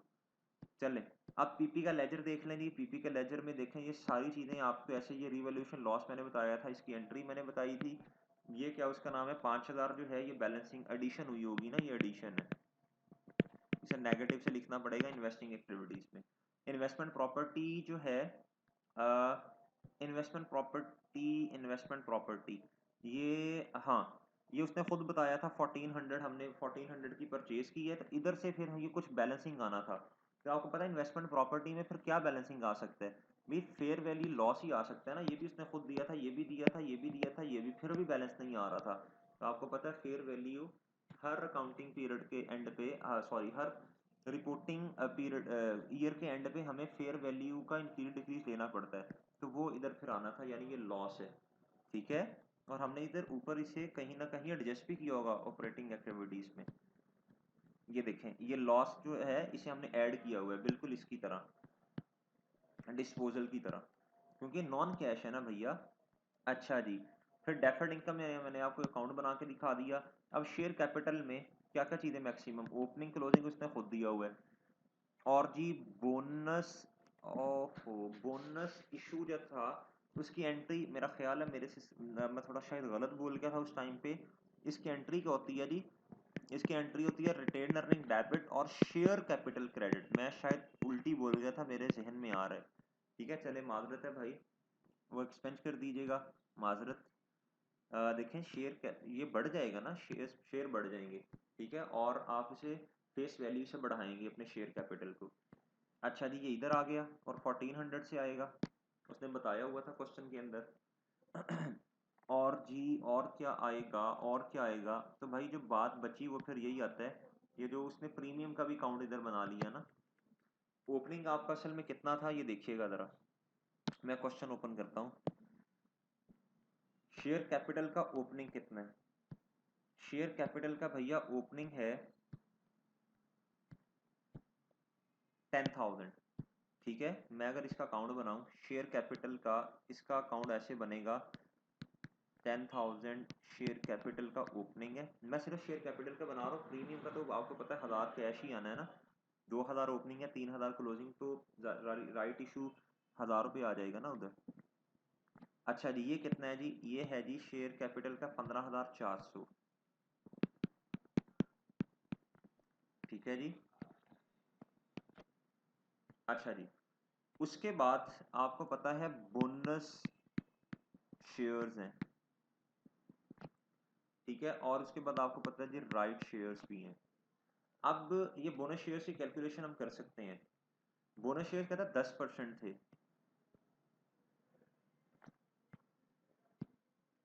ये है जी 10,000,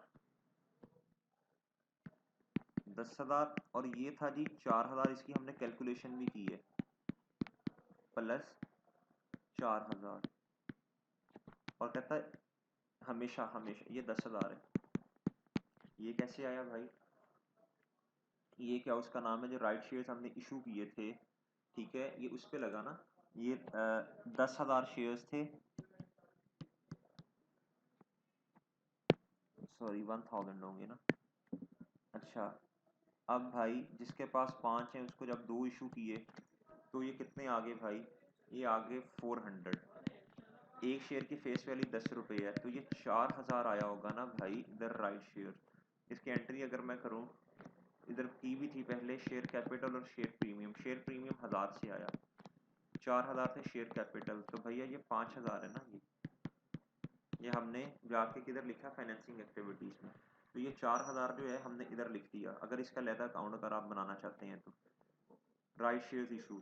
अच्छा भाई, इसका 10% अगर मैं लूंगा, हमेशा वो इस पे लगेगा, लेटेस्ट शेयर कैपिटल पे लगेगा, तो अब लेटेस्ट शेयर कैपिटल 14,000 है।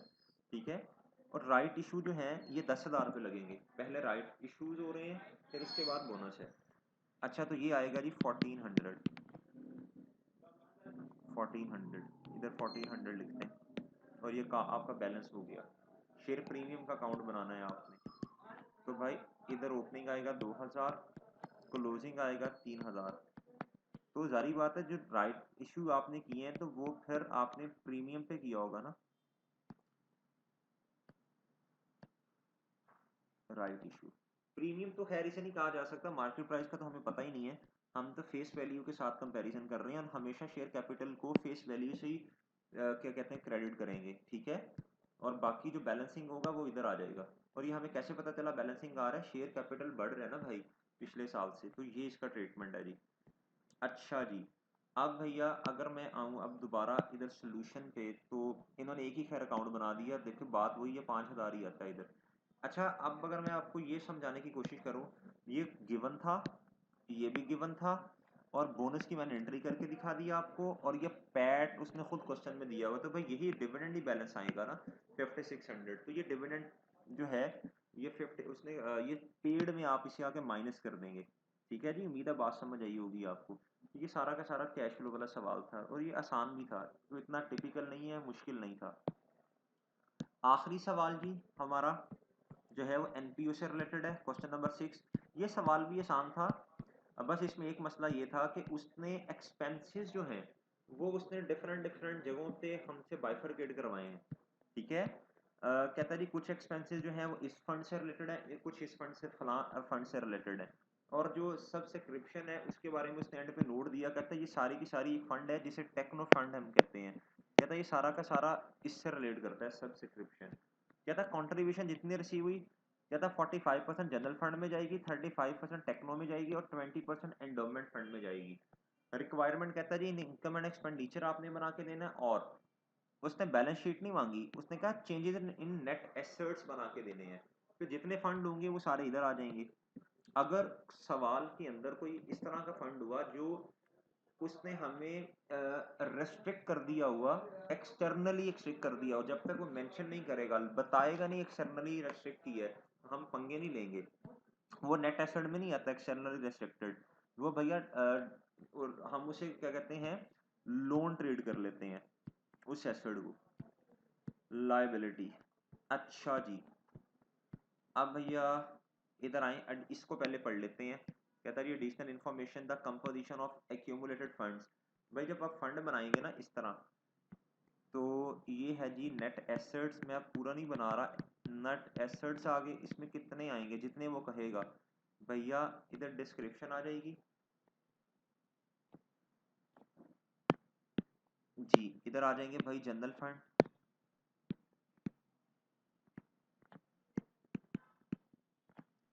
एंडोमेंट फंड,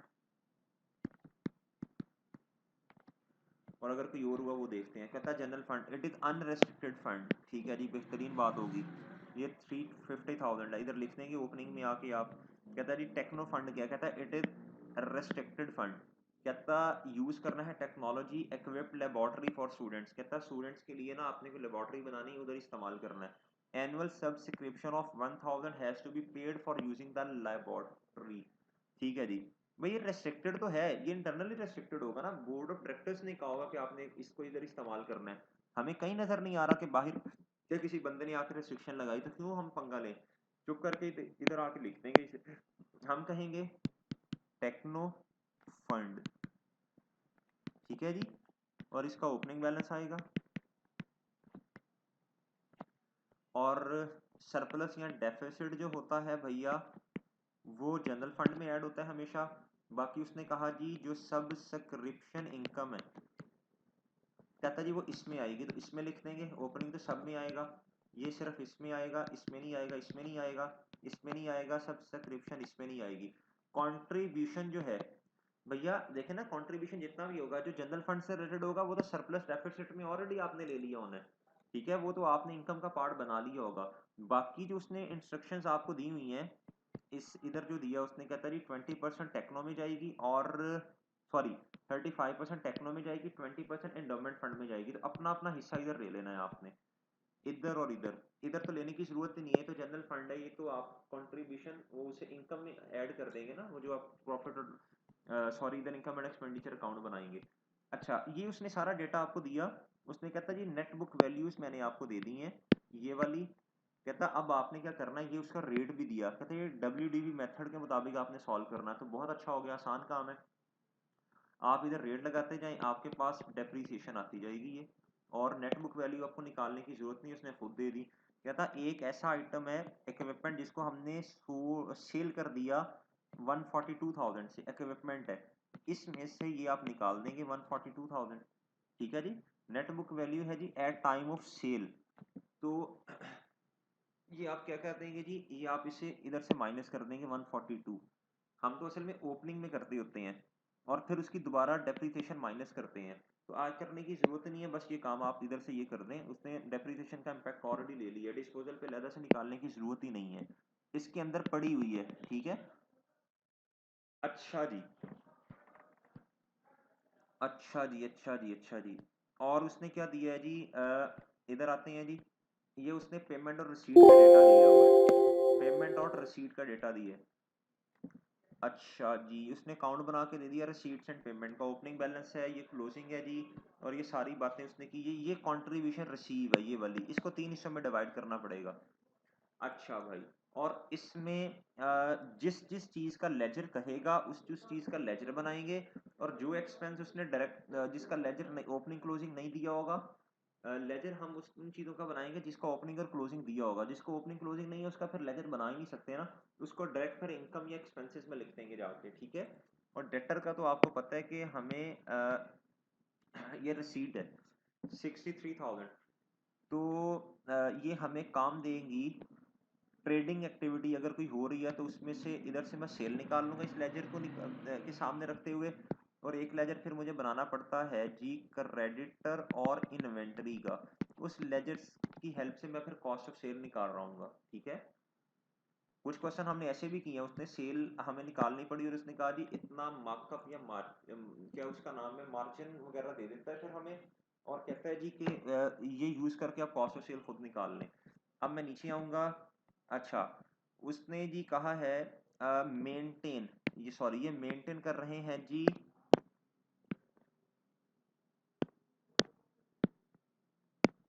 मार्जिन ऑफ 30%, तो कॉस्ट ऑफ सेल इधर से आ सकती है भैया, इधर से कॉस्ट ऑफ सेल आ सकती है। अच्छा जी, the detail of canteen operations were as follows. ये ओपनिंग क्लोजिंग दी है, इन्वेंटरी का लेजर बन जाएगा, डेटर का लेजर बनेगा, क्रेडिटर का लेजर बनेगा। भैया जब आप डेटर का लेजर बनाएंगे तो 12,000 राइट ऑफ है, नॉन रिकवरेबल। तो भाई आप क्या कर देंगे, आप इसे ले जाएंगे profit and loss, sorry income and expenditure account में ले जाएंगे। इनकम एंड एक्सपेंडिचर अकाउंट 12,000 से ये डेबिट होगा, और ये जो डेटर का अकाउंट है इस ये 12,000 से क्या हो जाएगा, क्रेडिट हो जाएगा, ठीक है। उसके बाद ही ये उसने, अच्छा ये उसने ना बाइफरकेट किया, कहता जी breakup of income and expenses ये हैं। कहता इलेक्ट्रिसिटी का जितना एक्सपेंस होगा ना, जितना भी आएगा, अगर तो उसका कोई ओपनिंग क्लोजिंग है तो लेजर बनाना पड़ेगा। कहता जितना भी आएगा एक्सपेंस, कहता दो हिस्सों में तकसीम कर दें, एक जनरल फंड में, ये तो फिर 75% आप इनकम एंड एक्सपेंडिचर में लेके जाएंगे। और कहता टेक्नो का जो है ये वाला 25%, ये 25% उधर चला जाएगा। हम इधर से एक्सपेंसेस इधर लिखेंगे, किसके, टेक्नो के, इसकी लहदा वर्किंग कर लेंगे। हम कहेंगे जी इलेक्ट्रिसिटी एक्सपेंस, हेडिंग देते जाएंगे हर एक्सपेंस की लहदा, rent, salary, utility, miscellaneous, depreciation, ये सारा इधर आता जाएगा। जितना भी आएगा सारा का सारा फिर जाके हम इधर जाके लिख देंगे इन्हें, इधर लिखेंगे जी एक्सपेंसेस। भाई जनरल फंड वाले तो नहीं आएंगे ना, इसके लिए तो लहदा इनकम एंड एक्सपेंडिचर बन रहा है, वो तो इधर इसके अंदर शामिल होंगे, और जो भी सरप्लस डेफिसिट होगा इधर आके लिख देंगे भाई। और एंडोमेंट फंड का उसने कोई एक्सपेंस नहीं बताया, कुछ नहीं बताया, ये भी नहीं, इधर भी कुछ नहीं आएगा, तो इतने एक्सपेंसेस को इसकी वर्किंग करके इधर लिख देंगे आके। अच्छा जी, अब जी इलेक्ट्रिसिटी है, इधर देखिएगा मैं आपको करके भी दिखा देता हूँ। ये है इलेक्ट्रिसिटी जी। कहता जी प्रीपेड है, चलें प्रीपेड एसेट होता है। कहता जी ओपनिंग बैलेंस है 134, मैं 3 जीरो के बगैर कर रहा हूँ, 125.2, ठीक है भाई। और देखें पेमेंट और रिसीट जो है उसके अंदर इलेक्ट्रिसिटी का, इलेक्ट्रिसिटी असल में एक्सपेंस है तो हमने पे किया होगा ना, तो हमने क्या किया होगा, हाँ, हमने क्या एक्सपेंस को डेबिट किया होगा, और क्या किया होगा जी, कैश या बैंक को क्या कर दिया होगा, क्रेडिट कर दिया होगा, ठीक है जी।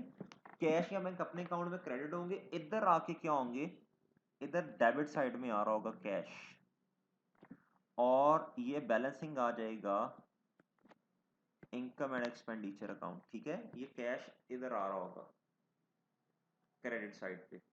इलेक्ट्रिसिटी से रिलेटेड कैश, ये ढूंढें जी, इलेक्ट्रिसिटी, ये यूटिलिटीज में ही आ रहा होगा फिर 132, ठीक है। 132, सॉरी 184, ये इलेक्ट्रिसिटी आ रहा है 184। तो जी आप इधर लिखेंगे जी 184, और इधर आ जाएगा जी बैलेंसिंग, ये बैलेंसिंग आएगा। मेरे पास अभी फिलहाल कैलकुलेटर नहीं है तो मैं इधर से देख के आपको बता देता हूँ।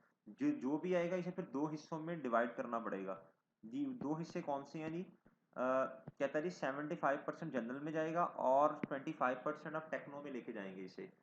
इधर आए, इधर आए और आप क्वेश्चन नंबर 6 है ये जी। इसका लेजर बना होगा, इसका लेजर बना होगा, इलेक्ट्रिसिटी का लेजर बना होगा जी। ये रहा, ये आ गया जी 192,800। अब भाई इसे 75% जनरल एक्सपेंसेस में लेके जाना पड़ेगा और 25% इसे लेके जाना पड़ेगा टेक्नो के अंदर। अब अगर मैं देखूं इलेक्ट्रिसिटी इधर आ रही होगी हमारे पास, ये टोटल इतना था। 75% जो है एक्सपेंस जो है वो इसने लिखा हुआ है इधर 48,200। मेरा ख्याल 25% जनरल में जाएगा शायद। ये थोड़ी गड़बड़ हो गई है शायद। 192 का 75% लूंगा तो 48 तो नहीं बनेगा। चलें इधर नेट एसेट देखते हैं, नेट एसेट्स की वर्किंग में उसने क्या किया हुआ है। नेट एसेट्स की वर्किंग में उसने क्या किया हुआ है वो देखना पड़ेगा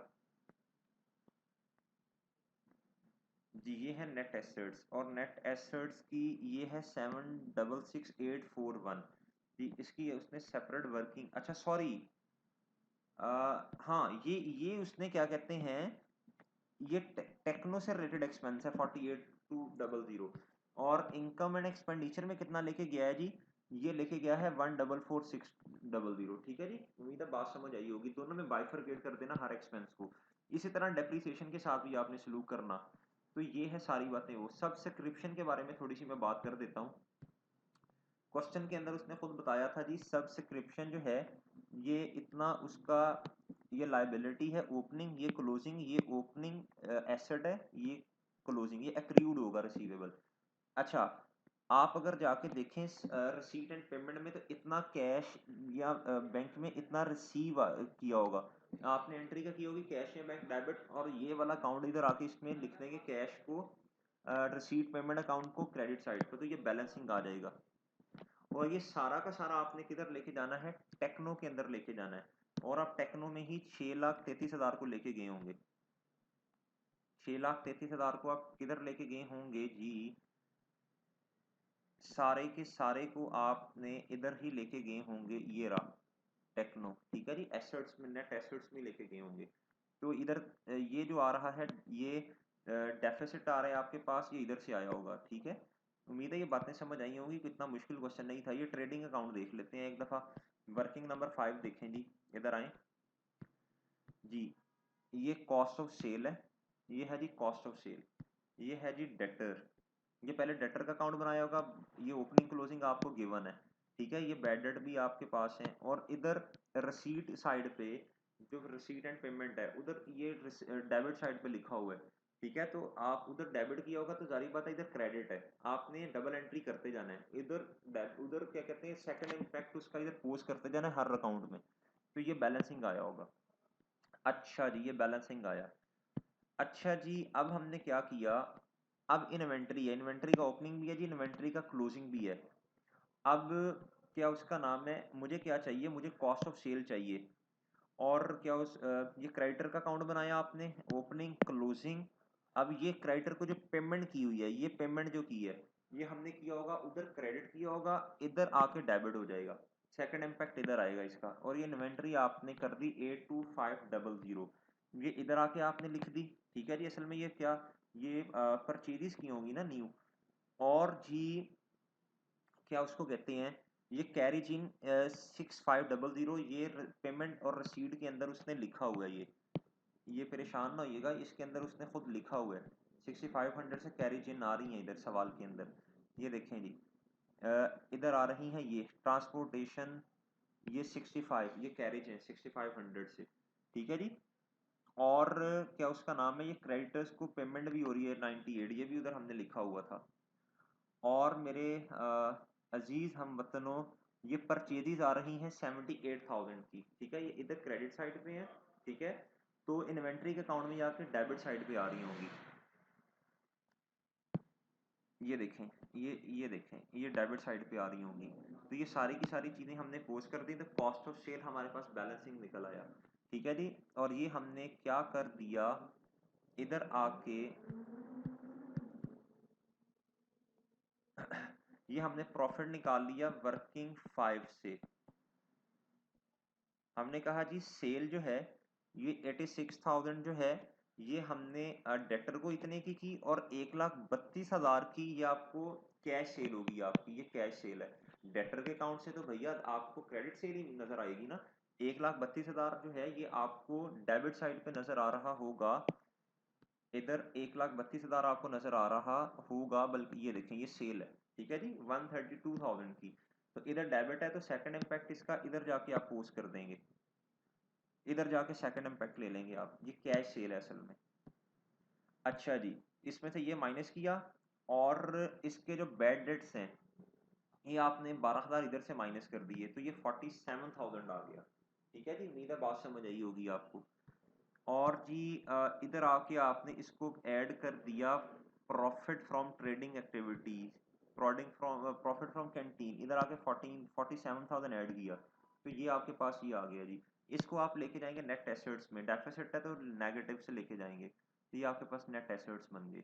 तो ये सवाल कितना मुश्किल नहीं था, बस मसला ये था कि आपको कुछ एक्सपेंसेस ऐसे थे जो डायरेक्ट लेके जाने थे आपने, कुछ एक्सपेंसेस को आपने लेजर उसको ओपनिंग क्लोजिंग दिया था, आपको लेजर बनाना पड़ना था, और जब लेजर बन गया तो फिर आपने उन एक्सपेंसेस को दो हिस्सों में ट्री बना के डिवाइड करना, मतलब 100 रुपये है ना, तो 75 मिसाल के तौर पे इलेक्ट्रिसिटी थी, तो 75 मुझे जनरल में लेके जाना पड़ेगा, टेक्नो में 25 लेके जाना पड़ेगा, और मैंने टेक्नो के हमने सारे एक्सपेंसेस जो हैं उनकी वर्किंग कर ली थी इधर, ठीक है, मेरा बात समझ आई होगी। तो ये इतना कोई मुश्किल सवाल नहीं था ये वाला, ये सारे एक्सपेंसेस जितने भी हैं उसकी वर्किंग कर ली है। और कंट्रीब्यूशन का उसने खुद बताया था कि 45% जनरल में चला गया, 35% टेक्नो में जाएगा, 20% इधर जाएगा, ये कंट्रीब्यूशन की वर्किंग कर ली। जिससे जैसे कहेगा वैसे वैसे करते जाएंगे। तो एक बात हमेशा और याद रखिएगा कि जो जनरल होता है ना, ये इसके इनकम एंड एक्सपेंडिचर अकाउंट ये जनरल का बन रहा होता है, ठीक है जी, जनरल फंड्स का बन रहा होता है, जनरल फंड्स से ही सरप्लस और डेफिसिट आ रहा होता है। चलें जी, ये हमारी सारी की सारी डिस्कशन थी, उम्मीद है बातें आपको समझ में आई होंगी। कुछ असल में थोड़ा क्विकली करने की भी कोशिश की है, तो माजरत माफ़ कर दीजिएगा भाई अगर कोई चीज़ आपको समझ ना आई हो जल्दी जल्दी में, तो असल में आपका टाइम भी बड़ा इंपॉर्टेंट है, तो मैंने कहा जितनी सोल्यूशन आपके पास है बस आपको लिंक करवा दूँ। तो चलें जी, बस ख़त्म करते हैं। ओके जी, अल्लाह हाफ़िज़। अल्लाह ताला आपको कामयाब करें जी, भी इस दुनिया में भी आखिरत में भी। तो दिल लगा के भाई अपनी दिन पड़े हुए हैं, थोड़ी सी मोटिवेशन आपको दे दें जी, अभी दिन काफ़ी पड़े हैं। आज देखें जी 23 है, तो अभी क्या उसका नाम है, 12 को आपका पेपर है, ठीक है, तो ठीक है, किसी ने अगर 3 भी देने हैं तो डिवाइड कर ले अपने टाइम को 3 पे, और जिसके 2 पेपर हैं तो वो उसके पास तो भी बहुत सारे दिन पड़े हैं, और कुछ बच्चे ऐसे हैं जिन्होंने सिर्फ FAR 1 का पेपर देना है, जो PRC के न्यूली स्टूडेंट थे। तो भाई मोटिवेशन अपनी लूज ना कीजिएगा, कॉन्फिडेंस अपना हाई कीजिएगा। अल्लाह ताला ने चाहा तो अल्लाह मेहनतों को कभी भी रायगा नहीं जाने देते। अल्लाह ताला इंशाल्लाह ज़रूर कामयाब करेंगे। और बस सिलेक्टिव स्टडी ना भाई कीजिएगा कभी भी। हमेशा अगर किसी टॉपिक को करने का टाइम कम है तो एटलीस्ट उसे देख ज़रूर लीजिएगा, उसके फॉर्मेट्स को ज़रूर देख लीजिएगा। और एक मशवरा भाई आपको देना चाह रहा हूँ कि एंड वाले जो दिन होते हैं ना, ये वाले जो दिन है, इसमें नया सवाल ना कीजिएगा आप। जो सवाल ऑलरेडी किए हुए हैं आपने उन्हीं को प्रैक्टिस करने की कोशिश कीजिएगा। हाँ भाई, कुछ इस तरह के स्टूडेंट हैं वो ये कहते हैं कि सर फिर ये बात बता दें, हमने तो पहले भी प्रैक्टिस नहीं की, अब क्या करें। तो भाई आप फिर कर लें, अब आपने पहले यशी लूटी है तो अब थोड़ी मेहनत अब आप करें। भाई जिन बच्चों ने पहले खूब क्लासेस पूरी लेक्चर्स लिए हैं, पास पेपर के सवाल किए हैं, तो उनको मेरा मशवरा ये है, क्वेश्चन बैंक के सवाल भी किए हैं, तो नया प्रैक्टिस ना करें, कुछ उन्हीं कॉन्सेप्ट्स को पक्का करें। हाँ, बैठे बैठे क्या किया करें, फॉर्मेट बनाया करें। ये बैठे बैठे आपने नेट एसेट का फॉर्मेट बना लिया, कैश फ्लो का बैठे बैठे ज़बानी ज़बानी फॉर्मेट बना लिया, नोड का ज़बानी ज़बानी ट्रीटमेंट देखा, फॉर्मेट बनाया, ठीक है। तो इस तरह की चीज़ें हैं जो इस टाइम में आपने क्या कहते हैं करनी है, ठीक है। बाकी जी अल्लाह ताला आपको कामयाब करें। अल्लाह हाफिज़ जी, अस्सलाम वालेकुम।